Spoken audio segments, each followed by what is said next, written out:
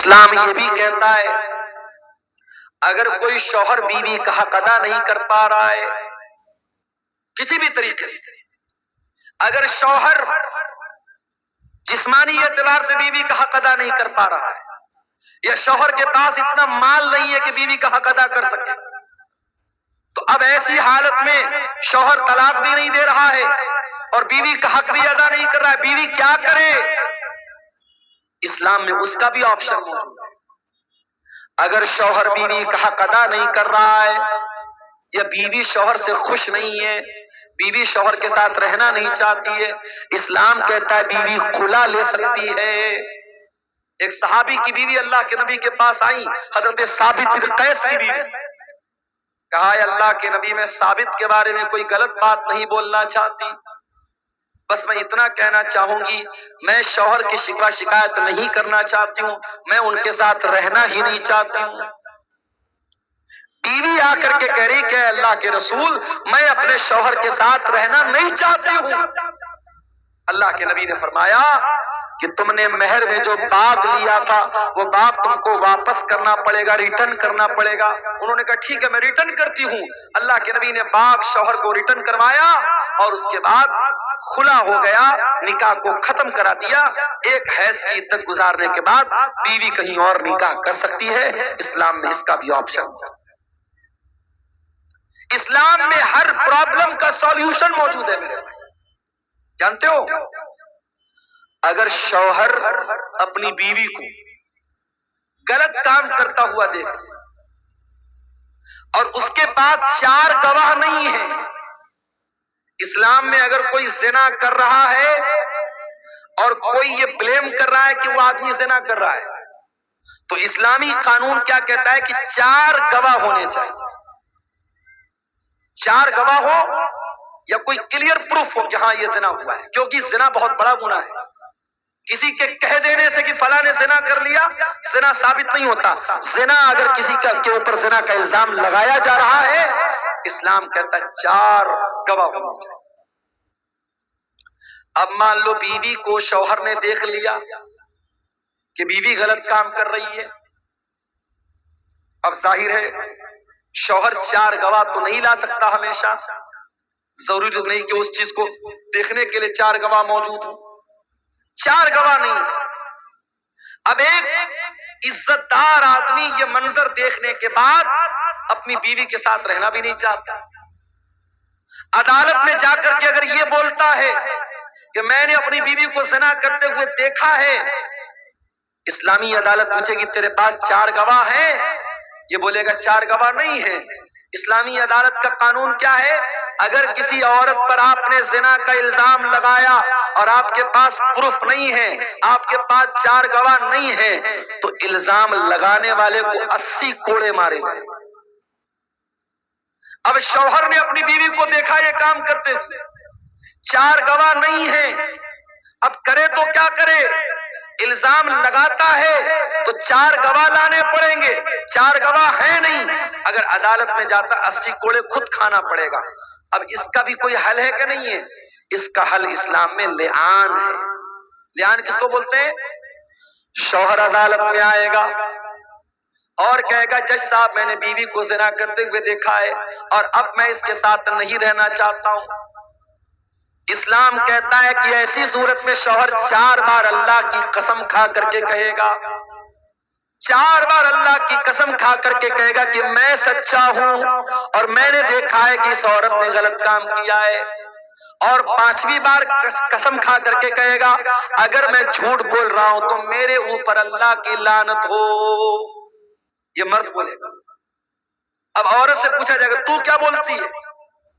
اگر عورت کہے گی کہ ہاں میں نے زنا کیا ہے، اسلامی عدالت کا قانون یہ کہتا ہے اگر عورت اقرار کر لے گی کہ میں نے زنا کیا ہے اور اسلامی ملک ہے، اسلامی عدالت ہے، اسلامی سزا ملتی ہے، تو چونکہ وہ عورت شادی شدہ ہے اس کو پتھروں سے مار مار کے ختم کر دیا جائے۔ لیکن عورت اگر کہتی ہے نہیں یہ جھوٹ بول رہا ہے میں نے ایسا کوئی کام نہیں کیا، تو اب عدالت میں عورت کو بھی قسم کھانی پڑے گی اور 4 بار عورت قسم کھا کر کے کہے گی کہ یہ جھوٹ بول رہا ہے میں سچ بول رہی ہوں، اور 5ویں بار اللہ کی قسم کھا کر کے کہے گی اگر یہ سچ بول رہا ہے اور میں جھوٹ بول رہی ہوں تو میرے اوپر اللہ کی لعنت ہو۔ مرد الگ قسم کھائے گا، عورت الگ قسم کھائے گی، اور اس کے بعد دونوں کے رشتے کو ڈسمس کر دیا جائے گا، ختم کر دیا جائے گا۔ اس پروسیس کو شریعت میں لعان بولتے ہیں۔ شریعت میں اس کا بھی حل رکھا گیا۔ میرے پیارے ساتھیوں، اتنا پیارا دین اللہ تعالیٰ نے ہمیں، اور زندگی کے کسی بھی موڑ پر اسلام نے ہمیں ادھورا نہیں رکھا ہے، اسلام نے ہمیں اندھیرے میں نہیں رکھا ہے، اسلام کے اندر ہر مشکل کا حل موجود ہے۔ اور آگے بڑھیے، انتقال ہو گیا کسی کا، مر گیا انسان، مرنے والا زمین چھوڑ کے گیا، جائیداد چھوڑ کے گیا، پیسہ چھوڑ کے گیا۔ اب سوال پیدا ہوا کہ اس کے پیسے کا کیا کیا جائے، اس کی پراپرٹی کا کیا کیا جائے، اس کی زمین کا کیا کیا جائے، اس کی جائیداد کا کیا کیا جائے۔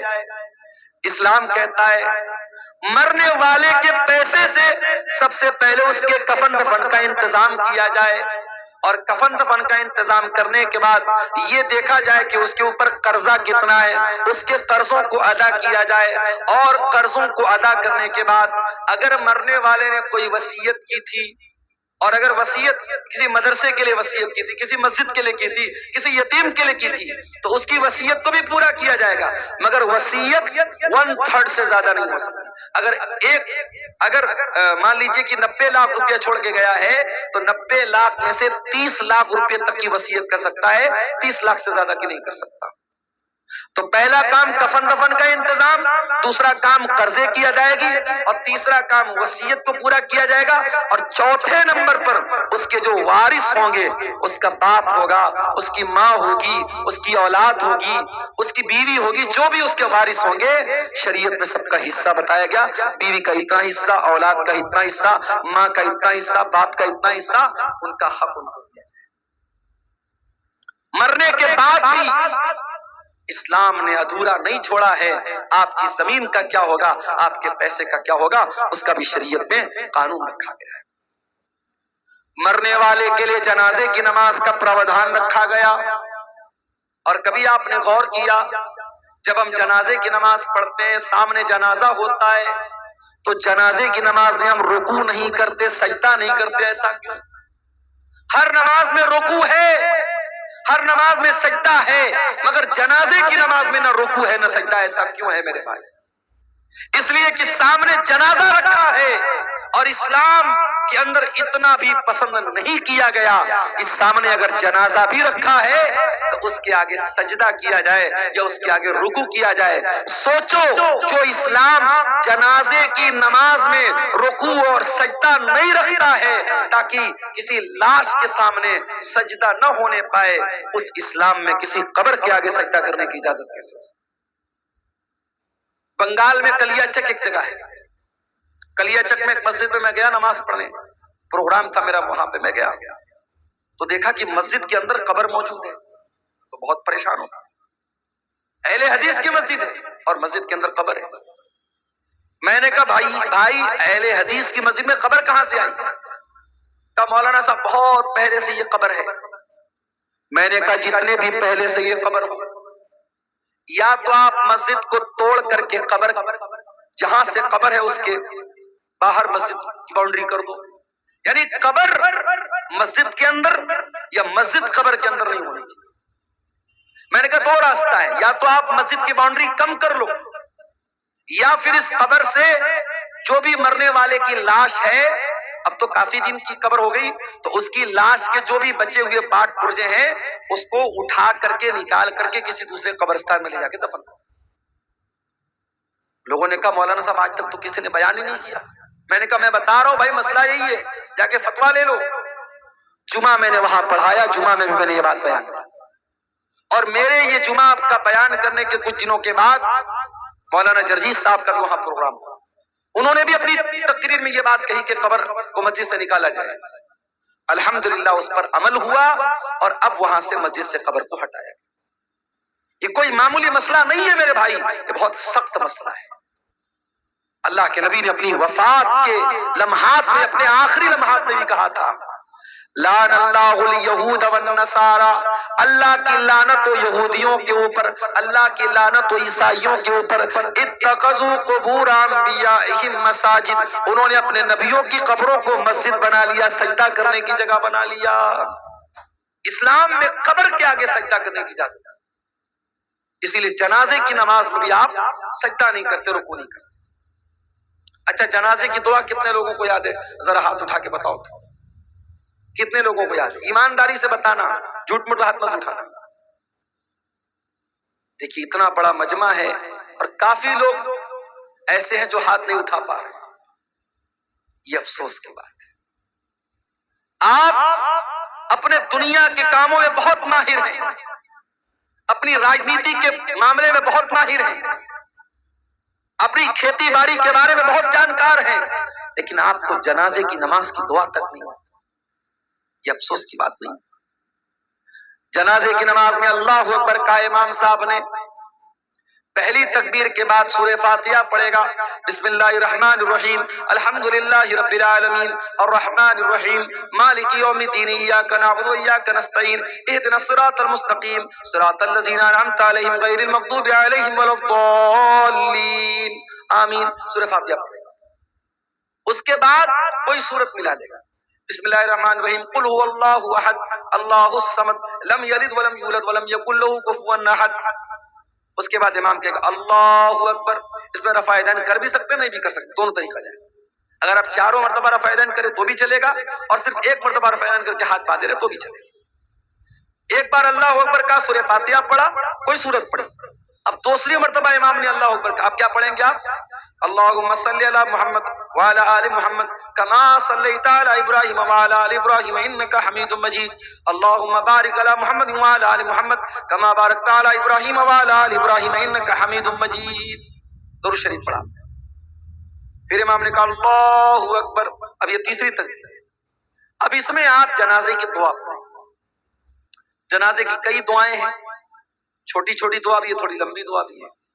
ایک دعا جو بہت مشہور ہے، شاید جن کو یاد ہے یہ والی دعا یاد ہو، اللہم اغفر لحینا ومیتنا وشاہدنا وغائبنا وصغیرنا وکبیرنا وذکرنا وانثانا، اللہم من احییتہ منا فاحیہی علی الاسلام ومن توفیتہ منا فتوفہ علی الایمان، اللہم لا تحرمنا اجرہ ولا تفتنا بعدہ۔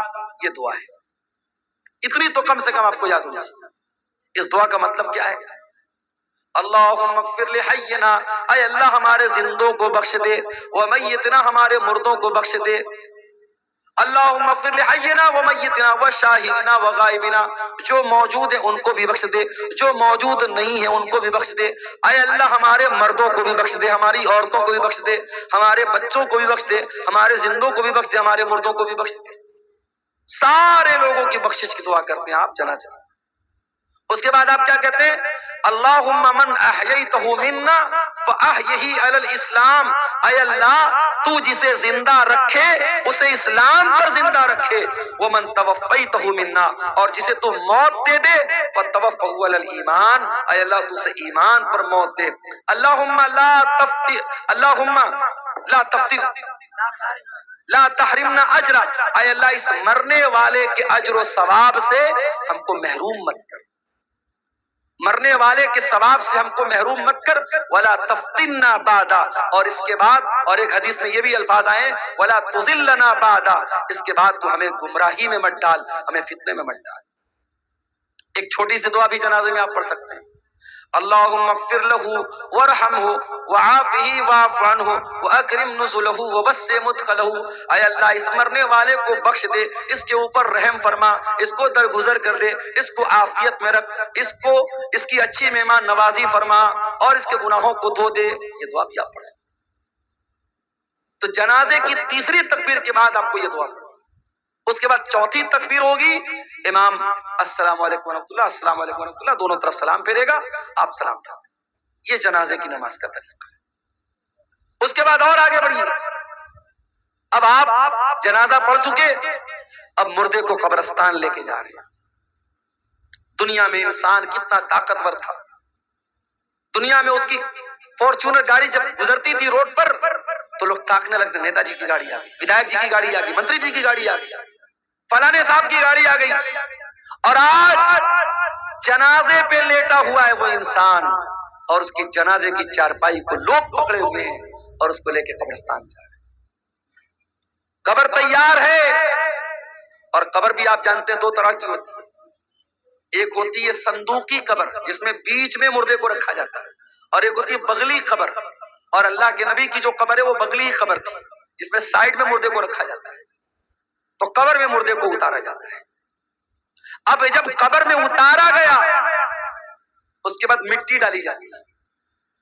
مٹی ڈالنے کے ٹائم بہت سے لوگ دعا پڑھتے، منہا خلقناکم ومنہا نخرجکم وفیہا نعیدکم تارۃ اخری. یہ دعا پڑھتے یہ ثابت نہیں ہے، بس بسم اللہ پڑھ کے آپ مٹی ڈال دیجیے. مٹی ڈال دیا، ہاتھ جھاڑ کے چلے آئے. زندگی بھر اس بات کی فکر کرتے رہے لوگ کیا کہیں گے. صحیح کام کرنا تھا نہیں کر رہا تھا، کیوں لوگ کیا کہیں گے. مولوی صاحب نے تقریر میں بیان کیا، بارات مت لے کے جا، جہیز مت لے تو، منگنی کی رسم مت کر تو، ہلدی کی رسم مت کر تو. آپ کی شیرشاہ بادی برادری میں کٹیہار میں مجھے لوگوں نے بتایا باقاعدہ بینڈ باجا تک کی شادی ہو رہی ہے. کہاں ہے اتنے بڑے بڑے جلسے اور ہندوستان کے چنندہ علماء کو بلانے کا کیا فائدہ ہے اگر آپ کی برادری کے اندر جو الحمدللہ 80% اہل حدیث لوگ ہیں، آپ کی برادری میں ابھی بھی اگر ناچ گانے کے ساتھ اور بینڈ باجے کے ساتھ اگر شادی ہو رہی ہے اور 2-2 لاکھ روپیہ کیش لے کے شادی ہو رہی تو کیا مطلب ہے. لیکن بہت ساری رسم و رواج کی بات آتی ہے، لوگوں کا یہی کہنا رہتا لوگ کیا کہیں گے. ارے لوگ کچھ بھی کہیں تو یہ دیکھ اللہ کیا کہے گا. تجھے حساب اللہ کو دینا ہے، لوگوں کو نہیں دینا ہے. لوگ تو تیرے مرنے کے بعد آئیں گے، قبر پہ مٹی دیں گے، ہاتھ جھاڑیں گے، چلے جائیں. لوگ تیرے اچھے کام کی بھی تعریف کرنے کے لیے تیرے مرنے کا انتظار کریں. جس دن تو مرے گا تیری قبر پہ مٹی دینے آئیں گے، اس دن کہیں گے کہ ہاں یار آدمی تو بڑا اچھا تھا. زندگی میں جس نے کبھی آپ کو اچھا نہیں کہا وہ مرنے کے بعد اچھا کہے. لوگوں کو خوش مت کرو میرے بھائی، اللہ کو خوش کرو، اس کو راضی کرو. لوگ تو آپ کے مرنے کا انتظار کرتے ہیں. میں کبھی کبھی تقریر کے لیے جو سفر کرتا ہوں بہت تھک جاتا ہوں، سچی بتا رہا ہوں. ابھی ادھر بھی کنٹینیو 7-8 دن سے لگاتار میرے پروگرام ہو رہے ہیں. کچھ بہار میں بھی ہوئے، کچھ ادھر یو پی میں بھی ہوئے، کچھ ہمارے اپنے بنارس میں بھی ہوئے. رات میں پروگرام کر کے کبھی ایسا ہوا گھر پہنچا، کبھی ایسا ہوا گھر نہیں پہنچا. پھر صبح مدرسے کی ڈیوٹی کرنا ہے، صبح 8 بجے سے لے کے 2 بجے تک ڈیوٹی کرنا ہے. اس کے بعد پتہ لگا صاحب پھر نکلنا ہے. کئی دن تک تو ایسا ہوا کہ بستر پہ نیند نہیں ملی. کبھی کبھی ایسا لگتا ہے کہ اتنا سب کرنے کے بعد بھی ایسا تو نہیں کہ سارے لوگ میری تعریف ہی کریں گے یا سارے لوگ مجھے اچھا ہی سمجھیں گے. بہت سارے لوگوں کی نظر میں برا بھی ہوں، تو میں لوگوں کے چکر میں کیوں پڑوں بھائی. لوگوں کی تعریف سننے کے لیے یا لوگوں کی برائی سے بچنے کے لیے کبھی بھی صحیح کام کو مت چھوڑو اور کبھی بھی غلط کام مت کرو. یہ دیکھو اللہ کی نظر میں صحیح کیا ہے اور اللہ کی نظر میں غلط ہے. بس ہم اللہ کو حساب دیں گے. قبر میں مٹی دے کے لوگ چلے گئے. یہاں تو اتنی بڑی بڑی لائٹیں جل رہی ہیں. 4 ویلر سے میں آ رہا تھا، ڈرائیور صاحب نے کہا مولانا صاحب پروگرام کہاں ہے، نظر نہیں آ رہا ہے. میں نے کہا لائٹ نظر آئے گی سمجھ جانا. دور سے ٹیوب لائٹ نظر آنے لگی. عبدالعزیز بھائی کو میں نے فون کیا کہ ہاں آپ کے پروگرام کے لوکیشن پر پہنچ گیا. پروگرام ہے، آپ نے دور تک لائٹوں کو لگایا ہے. کبھی قبر میں آپ نے کوئی لائٹ دیکھی ہے؟ کبھی ایسا ہوا کہ آپ نے مردے کو دفنایا ہو اور ساتھ میں ایک لالٹین رکھ دیا ہو، ایک موبائل کا ٹارچ جلا دیا ہو؟ نہیں، وہاں کوئی روشنی نہیں چھوڑ. دنیا میں گرمی کا موسم ہوتا ہے، ہم کولر، پنکھا، اے سی جیسی طاقتیں لگاتے ہیں. قبر میں کوئی اے سی لگاتا ہے کیا؟ کوئی پنکھا لگاتا ہے کیا؟ قبر میں ہم ہوں گے اور ہمارے اعمال ہوں گے. اور قبر کے اندھیرے میں اگر ہمارے اعمال خراب ہوں گے، ہمارے کام گندے ہوں گے، ہم نے اللہ کو ناراض کیا ہوگا، معاف کرنا اس اندھیرے سے ہم نہیں بچ سکتے. قبر میں جو زہریلے جانور ہوں گے، جو جہنم کی کھڑکی کھلے گی، جو جہنم کا بستر بچھایا جائے گا، جو جہنم کی گرم ہوائیں ملیں گی، ان سے اگر ہمیں بچنا ہے اور جنت کی ٹھنڈی ہواؤں کو پانا ہے تو ہمیں دنیا والوں کو خوش نہیں کرنا، اللہ کو خوش کرنا ہے. اللہ کو خوش کرتا ہے۔ ابو داؤد کے الفاظ ہیں، ایک انصاری صحابی کا جنازہ تھا، جنازے کو قبر میں اتارا جا رہا تھا، اللہ کے پیارے نبی وہیں جنازے کے پاس بیٹھے ہوئے تھے، آپ کے صحابہ بھی آپ کے آس پاس بیٹھے ہوئے تھے، آپ نے قبر کو دیکھا، آپ نے جنازے کو دیکھا، آپ نے منظر کو یاد کیا جو قبر میں ہونے والا ہے۔ جب قبر میں ہونے والے منظر کو آپ نے یاد کیا، حدیث کے الفاظ ہیں فبکر نبی، اللہ کے نبی رونے لگے، اتنا روئے حتی بل الثری، آپ کے آنسوؤں سے وہاں کی زمین بھیگ گئی، وہاں کی مٹی بھیگ گئی، آپ کے آنسوؤں سے وہاں کی زمین تر ہو گئی، اور آپ نے قبر کی طرف اشارہ کر کے فرمایا لمثل ھذا فاعدوا یا اخوانی، اے میرے صحابہ اس قبر کی تیاری کرو، اس قبر میں تم سب کو جانا ہے، ہم سب کو جانا ہے۔ او میرے پیارے بھائیوں، جب مردوں کو دفنانے جایا کرو تو سوچا کرو کہ وہ دن ہمارے اوپر بھی آنے والا ہے۔ مرنے کے بعد اب قبر میں ہم پہنچ گئے، اب قبر میں جب پہنچ گئے، اب قیامت تک ہم قبر میں رہیں گے۔ اب یہ مرنے کے بعد اور قیامت تک کے بیچ کا جو پیریڈ ہے، اس کو برزخ کہا جاتا ہے۔ برزخ کا مطلب کیا ہوتا ہے؟ بیریئر، ڈیوائیڈر، آخرت ایک طرف دنیا ایک طرف، بیچ میں ڈیوائیڈر کیا ہے؟ یہ قبر کی زندگی ہے، برزخ کی زندگی۔ اور اسی سے یہ مسئلہ پتا چلا کہ ہم تو اپنے مردے کو دفناتے ہیں، ہمارے ہندو بھائی تو اپنے مردوں کو جلا دیتے ہیں، ہمارے پارسی مذہب کے لوگ تو اپنے مردوں کو چیل کووں کو کھلا دیتے ہیں، عیسائی لوگ تو تابوت میں رکھ کے مٹی کے اندر ڈال دیتے ہیں۔ ہر مذہب میں انتم سنسکار کرنے کا اپنا اپنا طریقہ ہے، اور ہمارے نبی فرما رہے ہیں کہ قبر میں عذاب بھی ہوگا اور قبر میں ثواب بھی ملے گا۔ تو جس نے جلا دیا، جس نے چیل کوے کو کھلا دیا، اس کو کیسے عذاب ملے گا، اس کو کیسے ثواب ملے گا؟ تو یاد رکھو، قبر کا مطلب وہ گڈھا نہیں، قبر ایک دنیا کا نام ہے، قبر ایک الگ ورلڈ ہے، ایک الگ دنیا ہے، اور اس دنیا کو ہم برزخ کہتے ہیں۔ اور یہ بھی یاد رکھو کہ مرنے کے بعد اب دوبارہ دنیا میں کوئی واپس نہیں آ سکتا۔ یہ جو بالی ووڈ کی فلموں میں دکھایا جاتا ہے، سیریلز میں دکھایا جاتا ہے، ایک انسان خودکشی کر لیتا ہے، آتم ہتیا کر لیتا ہے، اس کی آتما بھٹکتی رہتی ہے، کوئی آتما نہیں بھٹکتی۔ مرنے کے بعد کسی کی آتما، کسی کی روح دنیا میں کبھی نہیں آ سکتی، یہ بات یاد رکھو۔ قرآن کہتا ہے حتی اذا جاء احدهم الموت قال رب ارجعون، جب انسان کو موت آ جاتی ہے اللہ سے کہتا ہے اے اللہ ایک چانس اور دے دے، ایک موقع اور دے دے، رب ارجعون، ایک بار دنیا میں دوبارہ آنے کا موقع دے دے، لعلی اعمل صالحا فیما ترکت، اے اللہ میں وعدہ کرتا ہوں، میں پرومس کرتا ہوں، میں دنیا میں ایک چانس تو اور دے دے، میں کوئی گناہ کا کام نہیں کروں گا، کوئی تجھے ناراض کرنے والا کام نہیں کروں گا، اے اللہ میں نیک عمل کروں گا، میں اچھا عمل کروں گا۔ اللہ فرمائے گا کلا انہا کلمۃ هو قائلها ومن ورائہم برزخ الی یوم یبعثون، اے میرے بندے تیری یہ وش پوری ہونے والی نہیں ہے، تیری یہ آرزو پوری ہونے والی نہیں ہے، اب تو قیامت تک برزخ میں رہے گا، تو قبر کی زندگی گزارے گا، برزخ کی زندگی گزارے گا۔ تو میرے عزیزو، جس طریقے سے دنیا کی زندگی کے لیے محنت کرتے ہو، ویسے برزخ کی زندگی اور قبر کی زندگی کے لیے بھی محنت۔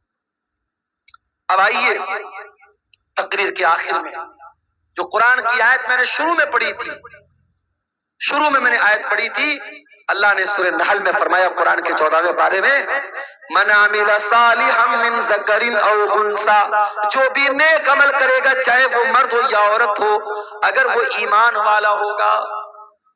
ابھی بنارس میں ایک پروگرام تھا، اس میں میری تقریر بھی تھی اور مولانا معراج ربانی صاحب کی تقریر تھی۔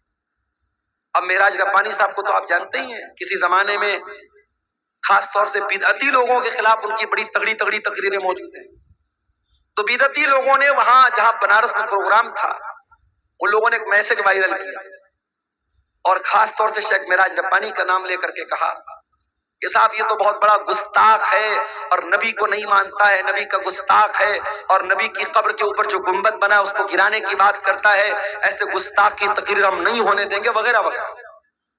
تو وہ میسج دیکھ کر مجھے تو بہت غصہ آیا۔ تو کل جب میری تقریر تھی بنارس میں پرسوں، میں نے ایک بات کہی، میں نے کہا یہ لمبی لمبی ٹوپی اور یہ لمبی لمبی پگڑی پہن کر کے آپ اللہ کے عذاب سے نہیں بچ سکتے۔ اللہ کیا یہ نہیں دیکھا جائے گا آپ کا کرتا کتنا لمبا تھا، آپ کی ٹوپی قطب مینار کی طرح اونچی تھی کہ نہیں تھی، اور آپ کی پگڑی کتنی لمبی تھی؟ اللہ کیا یہ دیکھا جائے گا آپ ایمان پر تھے کہ نہیں تھے، آپ توحید پر تھے کہ نہیں تھے۔ من عمل صالحا من ذکر او انثى وهو مؤمن، جو ایمان والا ہے، جو توحید والا ہے اور وہ ساتھ میں نیک عمل کرنے والا ہے، چاہے وہ مرد ہو یا عورت ہو، اللہ کا وعدہ ہے فَلَنُحْيِيَنَّهُ حَيَاةً طَيِّبَةً، ہم اسے دنیا میں ایک اچھی زندگی، ایک چین والی زندگی، ایک خوشی والی زندگی عطا فرمائیں گے۔ وَلَنَجْزِيَنَّهُمْ أَجْرَهُمْ بِأَحْسَنِ مَا كَانُوا يَعْمَلُونَ، اور آخرت میں اس کے عمل کا بہترین بدلہ دیں گے۔ دین پر عمل کر میرے بھائی، دین پر گارنٹی ہے اللہ کی، تیری دنیا بھی چین والی ہو جائے گی، تیرے بچے تیرے فرما بردار بن جائیں گے، تیری بیوی تیری بات مانے گی، تیرے ماں باپ تجھے دعائیں دیں گے، تیرے گھر میں برکت آئے گی۔ لیکن اگر تو دین پر نہیں چلے گا، تو حرام کام کرے گا، حرام کمائی کو گھر میں لائے گا، حرام روزی کو گھر میں لائے گا، تیرے گھر کی برکت ختم، تیری اولاد بھی نافرمان، تیری بیوی بھی نافرمان، تیرے گھر کا سکھ چین سب ختم ہو جائے گا۔ تو دین پر چلو میرے پیارے ساتھی۔ یہ کچھ سوالات چکے ہیں، تو جو لوگ بیٹھے ہیں